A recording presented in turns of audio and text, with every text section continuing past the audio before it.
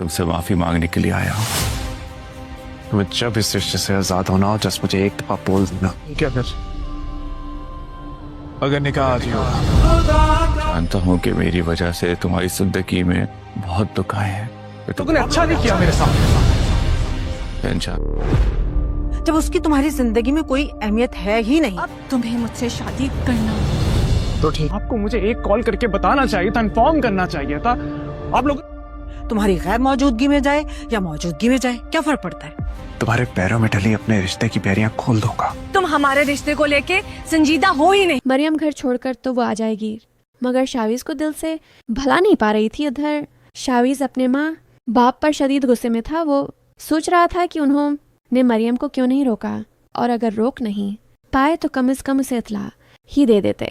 जब उसने सुल्ताना की बात सनी तो वो एक लम्हा दायर किए बगैर मरियम के पास भागा, मगर वहाँ पहुंचकर वो चौंक गया क्योंकि अवीस पहले ही वहाँ मौजूद था। अवीस दरअसल मरियम से माफ़ी मांगने आया था, मगर शावीज ने कुछ और ही समझ लिया।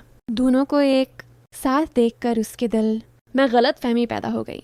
टौटे हुए लहजे में उसने मरियम से कहा कि वो जब चाहे उससे आज़ाद हो सकती है, वो उसे आज़ाद करने के लिए तैयार है। उधर दूसरी तरफ अनाबया ने फ़ोन करके शावीज से कहा कि वो जल्द अज जल्द उससे शादी करना चाहती है। उस वक्त शावीज इस कदर परेशान और टूटा हुआ था कि उसने फ़ौरन कह दिया, ठीक है, मैं आज ही तुमसे निकाह करने को तैयार हूँ।